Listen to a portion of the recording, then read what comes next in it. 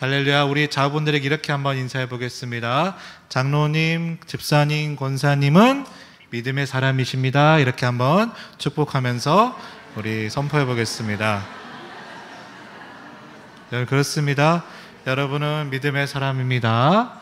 믿음의 사람이 되십니다. 자, 오늘은 이제 드디어 느헤미야서 마지막 말씀입니다. 제목은 멈추지 않는 영적 개혁이라는 제목입니다. 자, 우리나라 속담에 공든탑이 무너지려라는 그런 속담이 있어요. 무슨 말이냐면 애쓰고 수고하면 절대로 무너지지 않는다라는 그런 의미지만, 근데 우리 삶을 살다 보면요, 정말 애쓰고 수고했음에도 불구하고 내가 세웠던 그 공든탑이 하루아침에 무너지는 경우들이 우리가 종종 경험하곤 하죠. 자, 오늘 말씀이 이제 이와 같은 상황이 되는 거예요. 자, 성벽을 다 짓고, 그리고 이제 느헤미야는 이 예루살렘의 총독의 임기를 마쳐서 다시 바사로 가게 됐다가 4절 말씀부터 다시 돌아와서 2차 총독으로 있었을 때의 말씀이 오늘 느헤미야서의 13장 말씀이에요. 그래서 이제 성경에서는 잘 드러나 있지는 않지만요, 3절과 4절 사이에는 약 12년의 시간 간격이 있어요. 그래서 이 4절의 말씀은 느헤미야가 12년 만에 이 예루살렘에 돌아가게 됐는데, 이 예루살렘에서 절대로 일어나지 말아야 할 일이 생기게 되었다는 겁니다. 어떤 일이 일어났는가 하면, 그들이 하나님의 약속대로 살겠다고 하나님께 다짐하고 헌신하는 이 사람들이요, 다시 이 과거로 돌아가 버렸던 거예요. 방금 얘기한 속담으로 말하자면 그 공든탑이 다 무너져 내려 버렸던 겁니다. 우리 삶에서도요, 그렇게 세워놓았던 공든탑들이 갑작스럽게 무너질 때가 있죠. 자, 그러면 그때 우리는 어떻게 해야 될까요? 두 가지 방법이 있을 수 있어요. 첫 번째는요, 무너져가는 내 삶의 공든탑을 보면서 안 해! 라고 하면서 포기하는 그 한 가지. 또 하나는 그렇게 무너졌음에도 불구하고 다시 해보자라고 하는, 그렇게 일어나는 하나가 있습니다. 느헤미야는 어떻게 했을까요? 그 완전히 무너져버리는 그 영적인 공든탑 앞에서 안 해라고 한 게 아니라 다시 해보자라고 하면서 다시 일으켜 나가고 다시 세워나가는 모습을 우리에게 보여주고 있다는 겁니다. 그래서 오늘 말씀을 통해서요, 우리 삶 가운데서도 어떤 공든탑이 무너져버리는 그런 상황이 있다면 오늘의 말씀을 통해 그렇다면 어떻게 세워나갈 것인가를 같이 살펴보려고 합니다. 그래서 오늘 본문의 느헤미야와 이스라엘 백성들처럼 다시 세워져 가는, 다시 일으켜가는 그런 믿음의 삶의 여정이 여러분 가운데 함께하게 되시기를 주님의 이름으로 간절히 축복합니다. 자, 그렇다면 먼저 첫 번째로 그 무너진 영적인 공든탑 안에서 먼저 여러분에게 전제로 드리고 싶은 말씀이 있습니다. 자, 오늘 보면 6절과 7절 말씀인데요, 우리 6절과 7절 말씀 교독해서 읽어보겠습니다. 제가 먼저 6절을 읽어보겠습니다. 그때에는 내가 예루살렘에 있지 아니하였느니라. 바벨론 왕 아닥사스당 32년에 내가 왕에게 나아갔다가 며칠 후에 왕에게 말미를 청하고,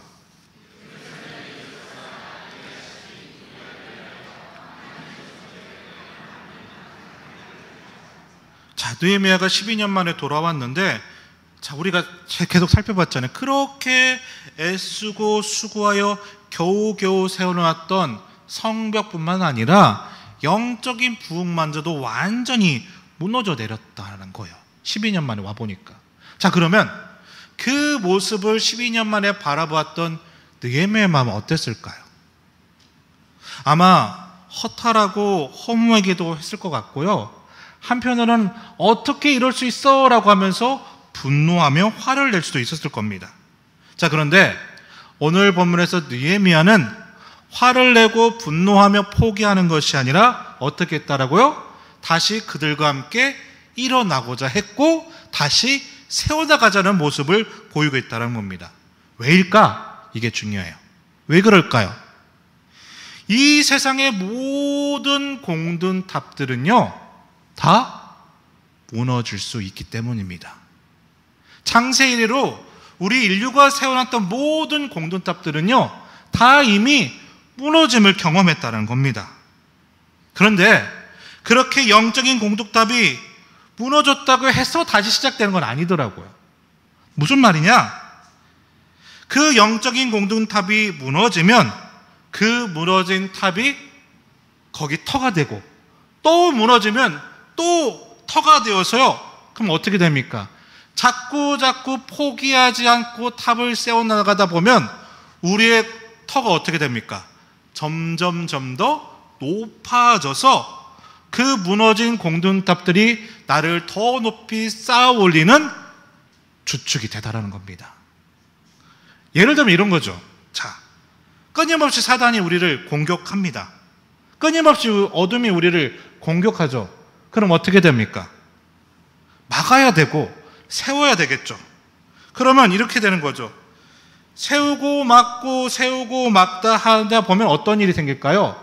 그러면 계속해서 몸집을 키우고 계속해서 이제 체력이 쌓이다 보면 더 이상 그들이 공격해도 끄떡없는 우리의 성이 든든해지는, 더 이상 무너뜨릴 수 없을 정도로 튼튼해지는 모습으로 자꾸 성장해 가더라는 거예요.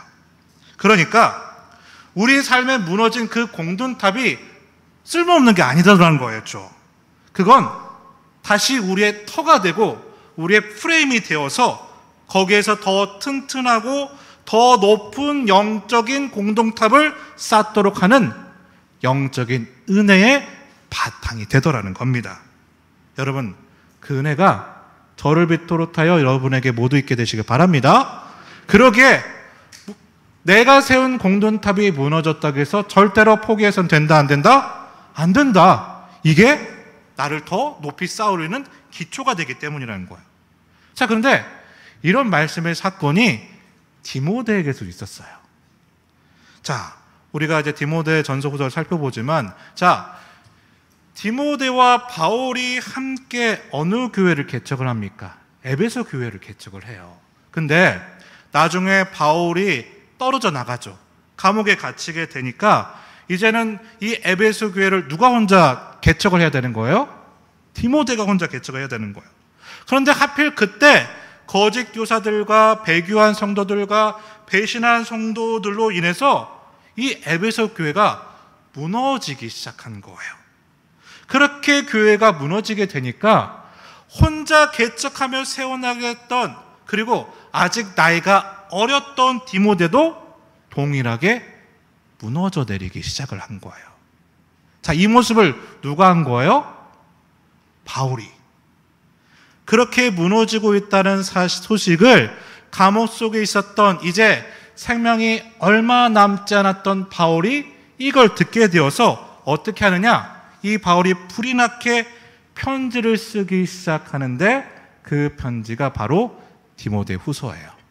자, 근데 디모데후서 1장 6절과 7절에서는 바울이 그런 디모데에게 이렇게 얘기를 해요. 뭐라고 이야기하느냐? 자, 6절과 7절 말씀 교독해서 읽어볼게요. 제가 먼저 6절 읽어보겠습니다.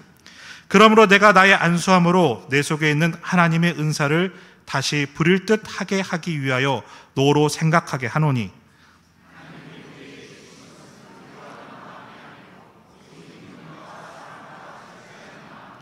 하나님 우리에게 뭘 줬다고요? 두려워하는 마음이 아니라 세 가지를 주셨죠. 첫째는 능력, 둘째는 사랑, 셋째는 절제하는 마음을 주셨다. 자, 이게 이제 무슨 얘기냐? 자, 디모데가 지금 거짓 교사와 배교한 성도와 배신한 성도들이 교회를 막 흔드니까 이것들 통해 교회도 무너져가고 디모데 스스로도 무너져 내려가고 있었다는 거예요. 그런 디모데를 향해서 바울이 뭐라고 얘기하느냐 이거예요. 디모데야, 배신한 성도들, 배교한 성도들, 거짓 교사들 때문에 교회도 무너졌고, 그렇게 교회가 무너지니까 너도 무너졌지? 그런데 두려워하지 마. 두려워하지 마. 왜냐하면 하나님께서는 이미 너에게 주신 게 있어. 배신한 성도와 배교한 성도와 거짓 교사 때문에 무너졌던 교회를 세울 수 있는 무엇을 주셨냐? 능력을 주셨어.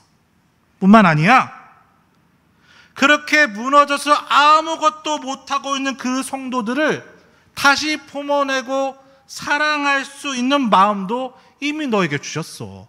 두려워하지 마. 그것뿐이니 너의 마음이 무너져 내려서 너희 마음에 있는 상처와 분노와 깨어짐이 있어서 어찌할 수 있는 그 마음을 하나님께서는 이미 너에게 절제할 수 있도록 주셨거든. 그러니까 무너지지 말고 다시 시작하자. 다시 시작할 수 있어. 이 말을 지금 6절과 7절에서 하고 있다는 겁니다. 여러분, 그렇지 않습니까? 우리가요, 삶을 살아가다 보면 내가 그렇게 싸우고 소망했던 공동탑이 무너지면 뭡니까? 두려운 마음이 생기고 나도 같이 무너져 내려요. 깨어질 수 있어요. 그런데 바울이 뭐라고 말하는 거예요?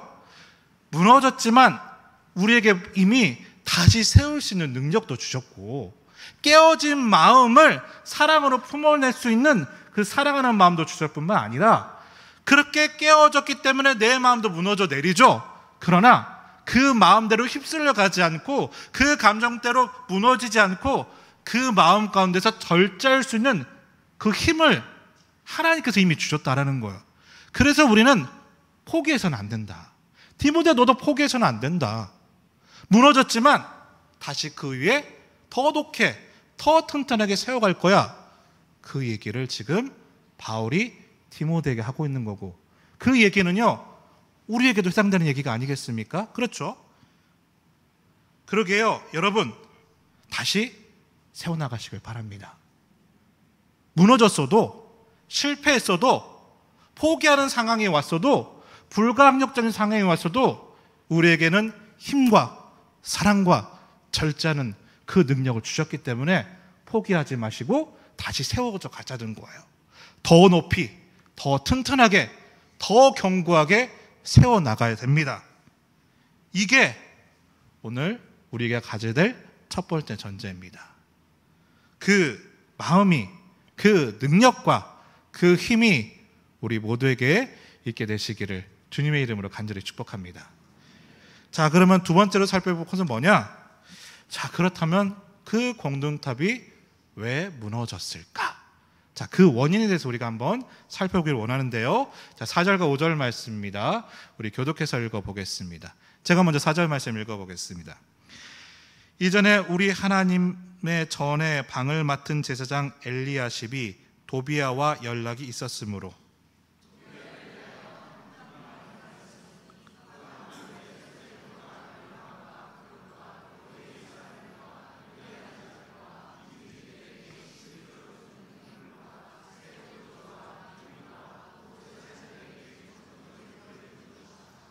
무슨 말이냐면, 보니까 이 제사장 엘리야십이라는 사람이 누구랑 지금 가깝게 지내고 있대요? 도비야랑 가깝고 지내고 있대요. 뿐만 아니라 이 제사장 엘리야십은 성전의 방을 맡은 역할을 하고 있는데, 그 방 가운데 하나를 지금 누구에게 내어줬다는 거예요? 도비야에게 내어줬대요. 그런데 이걸 알았던 느헤미야가 너는 악한 일을 했다라고 하면서 분노하는 사건이 오늘 본문에서 나타나고 있더라. 왜 분노했을까? 도대체 도비야가 누구길래, 이 도비야가 어떤 사람이길래 그 도비야와 좀 친하게 지냈다고 화를 내는 것일까? 그 도비야에게 성전의 수많은 방 가운데 하나를 내어주는 일 때문에 화를 낸 것일까? 그럼 도비야가 어떤 사람인지를 우리가 알아야 되는 거죠.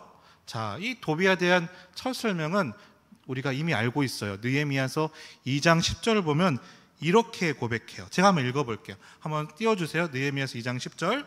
호론 사람 산발락과 종이었던 암몬 사람 누구다? 도비야.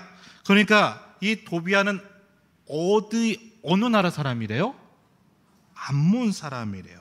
그런데 우리가 읽지는 않지만, 자, 느헤미야서 13장 1절 말씀을 보시면, 자, 성전을 짓고 성벽을 세우고 그들끼리 하나님의 법을 확인하는 하나님의 총회를 정할 때 정한 게 있어요. 뭘 정했냐면요, 암몬 사람과 모압 사람은 하나님의 총회에 어떻다? 들어올 수 없대요. 왜요? 그들은 가짜이지만 진짜인 척하는 그리스도인들 때문이었고, 하나님의 공동체를 무너뜨렸던 사람들이기 때문에 하나님께서 이미 뭐라고 하셨냐면 그들을 무리에 들이지 말라고 했어요. 쫓아내라고 해가지고 이미 다 쫓아내버린 상태라는 거예요. 근데 그 암몬 사람하고 누구하고 함께하고 있다는 거예요? 제사장이 함께 있다. 큰 문제지 않습니까? 그렇죠? 하나님의 말씀을 제사장이 지금 안 따르고 있는 거예요. 게다가 또 하나 있어요. 뭐냐? 이 도비아는 우리가 그 느헤미야서 초반장을 볼 때 이스라엘 백성들이 그렇게 애쓰고 힘을 써서 예루살렘의 성벽을 재건하려고 했을 때 방해했던 사람이에요. 끊임없이 공격하고 끊임없이 무너뜨리고 했던 사람이에요. 뿐만 아니라 자기들끼리 꾸며가지고 심지어 느헤미야 리더까지도 죽이려고 했던 사람이 누구다? 도비아였다는 거예요. 자, 그럼 한번 생각해 보세요. 제사장인 엘리야십이요, 내 백성을 죽이려고 했고 내 백성을 무너뜨리게 했고 심지어 리더 느헤미야까지 죽이려 했던 그 인간과 연합을 하고 있다. 문제가 있는 거잖아요. 그렇죠? 심각한 상황인 거잖아요. 그래서 이 도비아의 사건을 통해서 우리가 영적으로 진짜 깨어서 긴장해야 될 게 있어요. 그건 무엇인가 하면 첫 번째로, 자, 우리의 도비아들이 있어요. 우리의 도비아는 나의 성벽이 완성되었다고 해서 절대로 공격을 멈추지 않아요. 우리 한번 외쳐보겠습니다. 멈추지 않습니다. 무엇을? 나를 향한 공격을 여러분 절대로 안 멈출 거예요. 여러분의 도비아가 있어요? 절대로 포기하지 않고 계속 여러분을 무너뜨리려 할 겁니다. 조심하셔야 되는 거예요. 두 번째, 이 우리의 도비아는 뿐만 아니라 우리의 상황과 환경에 맞춰서 우리를 공격해요. 무슨 말이냐? 자, 성벽이 완성되기 이전에는 성벽 바깥에서 공격을 했어요. 성벽을 무너뜨리기도 하려고 하고 성벽을 세우는 자를 방해하고 이간질하고 재료가 공수되지 않도록 공격했고 이런 공격을 해왔다는 거예요. 근데 자, 이 도비아가 성벽이 완성되자 그대는 이제는 어디에 있어요? 성벽 안에 있는 성전 안에 방에 들어가 있다는 겁니다. 그러니까 이 성벽과 성전이 완성되고 나니까 이제는 바깥에서 공격하지 않아요.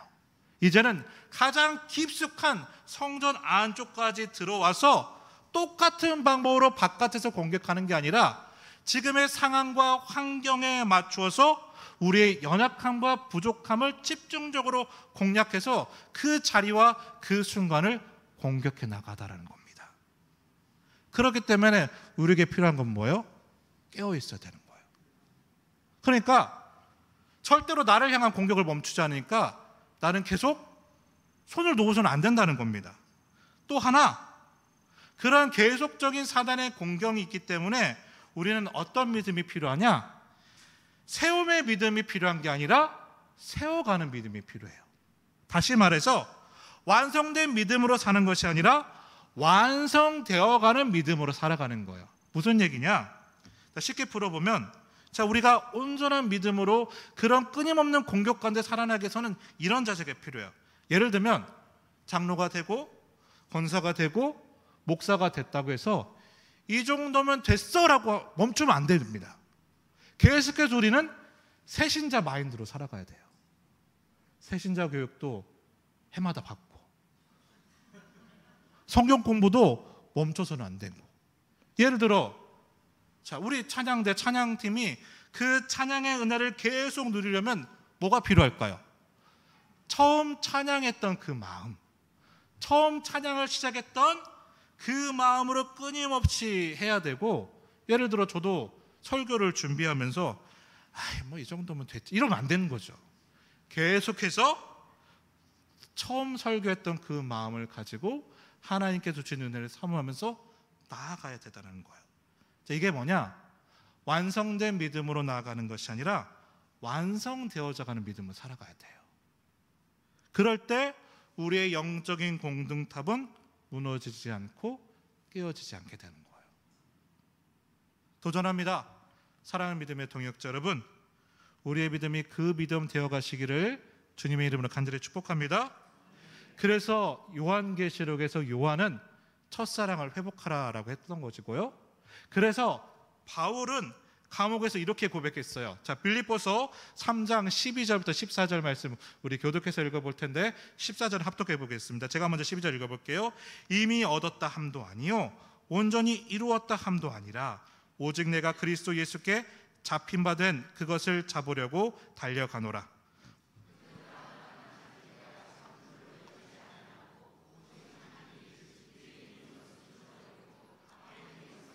같이 읽겠습니다. 표대를 향하여 그리스도 예수 안에서 하나님이 위에서 부르신 부르심의 상을 위하여 달려가노라. 그렇죠. 바울이 뭐라고 합니까? 이미 우리는 얻은 게 아니다. 멈추지 말라 그랬기 때문에 우리는 끊임없이 무엇을 바라보며 달려가야 된다?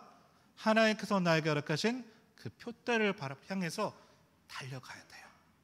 완성되어져가는 믿음으로 살아가야 되는 거예요. 여러분, 그 세워가는 믿음으로 살아갈 수 있는 여러분 되시기를 주님의 이름으로 간절히 축복합니다. 자, 마지막 세 번째, 그렇다면 도비와 같이 우리를 무너뜨리는 세력에게 우리가 어떻게 반응해야 되는가 마지막 살펴보겠습니다. 우리 5절 말씀 같이 읽어볼게요. 5절입니다. 준비 시작.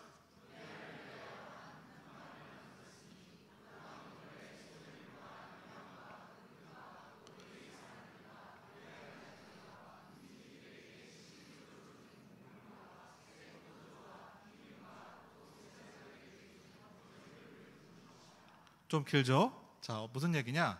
자, 제사장 엘리야십이 도비아를 위해서 방을 내줬단 말이에요.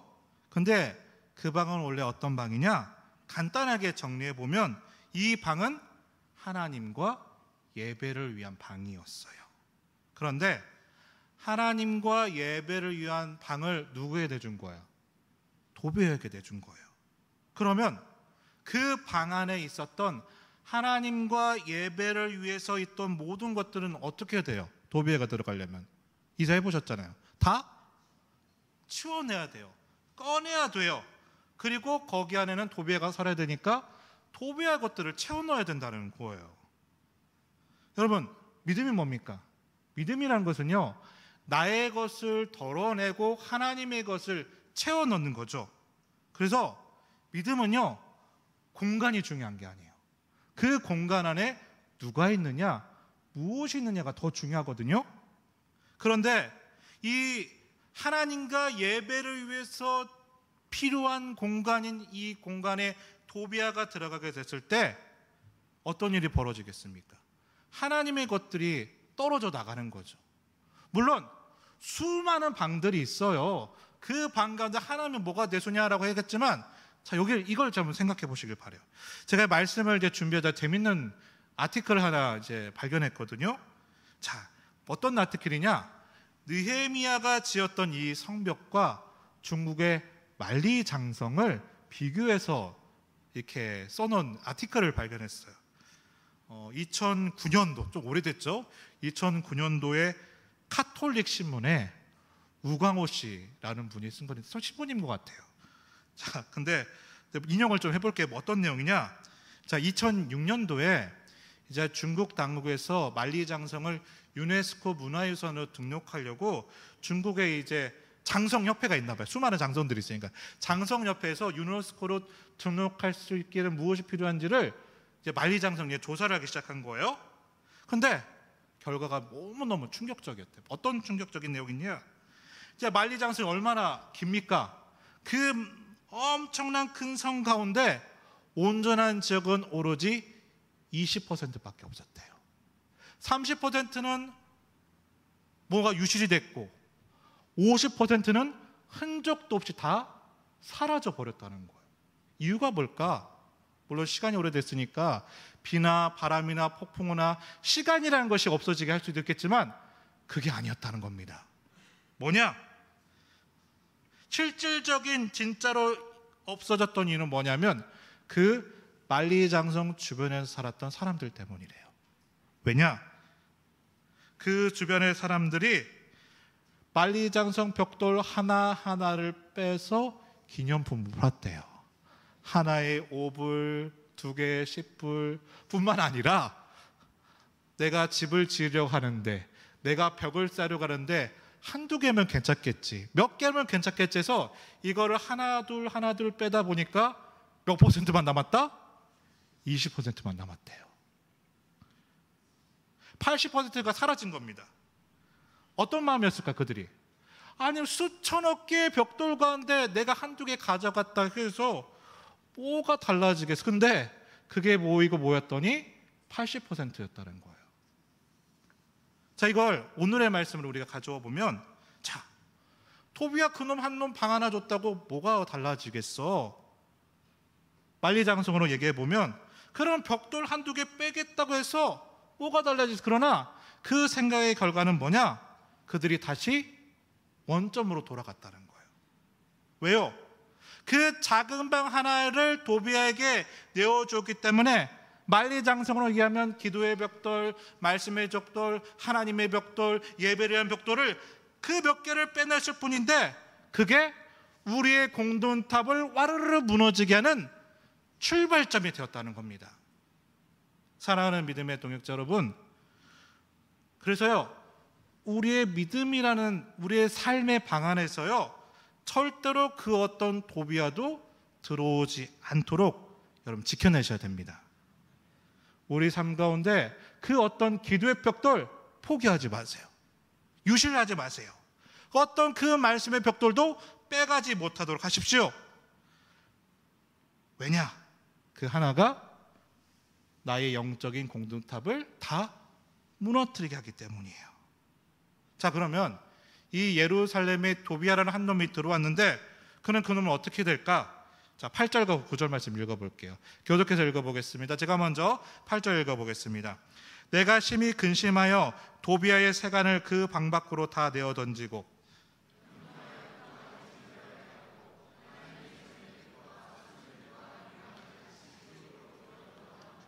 자, 8절 말씀 보여주세요. 8절 말씀은 느헤미야가 심히 못했대요? 근심했다고 하는데 원어를 보니까 기도했다는 뜻이에요. 그렇게 기도하고 난 다음에 뭘 결정합니까? 그 도비아의 세간을 방 바깥으로 어떻게 했대요? 고이 모시면 안 됩니다. 그냥 던져버려야 돼요. 그리고 구절을 보여주시면, 그러고 난 다음에 하나님과 예배를 향한 그릇과 소재물과 유향품을 다시 어떻게 했다? 다시 그 자리로 들여놓았다. 왜냐? 간단하죠. 사실은 그 안에 있는 도비아만 쫓아내서는 되지 않아요. 그 도비아의 세간까지도 다 던져버려야 돼요. 왜냐?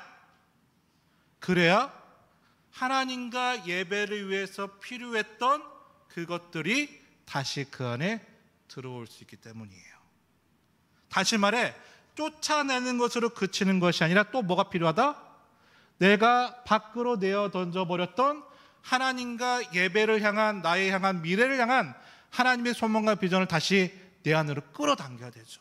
회복시켜야 그때 우리의 영적인 공동탑이 튼튼하게 세워지며 지켜나갈 수가 있다는 겁니다. 자, 이게 왜 중요한가 하면요, 자, 그 어떤 공간이 그 공간이 될 수 있기 위해서는 아까도 얘기했죠? 그 안에 무엇이 있느냐가 중요합니다.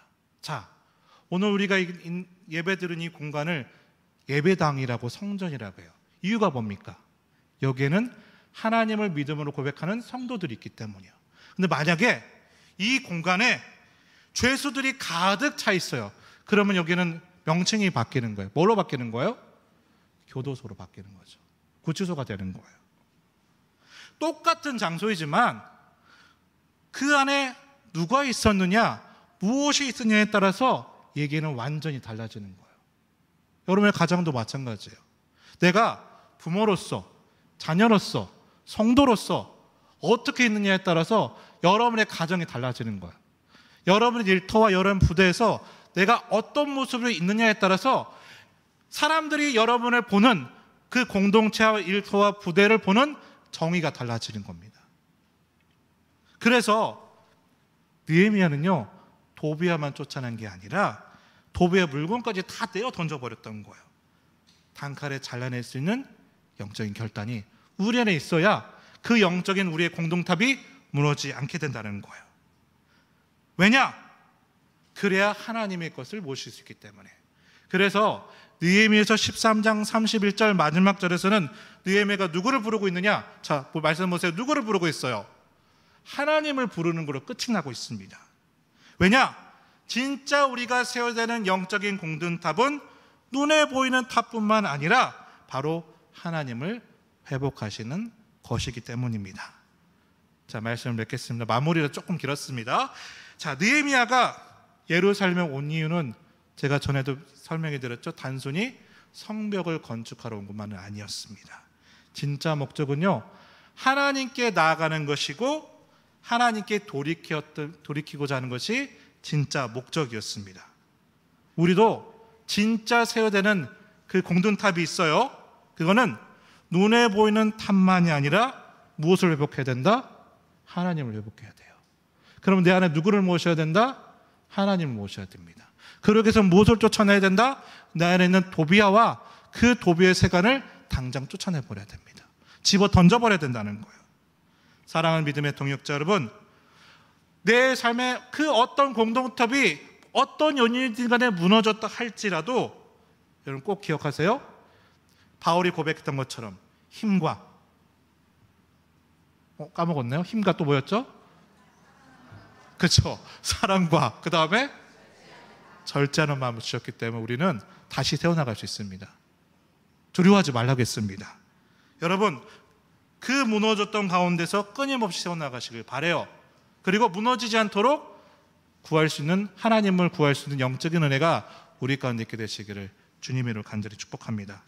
그때 우리는 이 느헤미야가 마지막 고백했던 것처럼 하나님이여 라고 하면서 그 이름을 부르며 다시 세워나가며 다시 지켜나갈 수 있게 되는 거예요. 여러분, 말씀 정리하면서 그 은혜가 우리 가운데 있게 되길 바랍니다. 함께 부르고 싶은 찬양이 있습니다.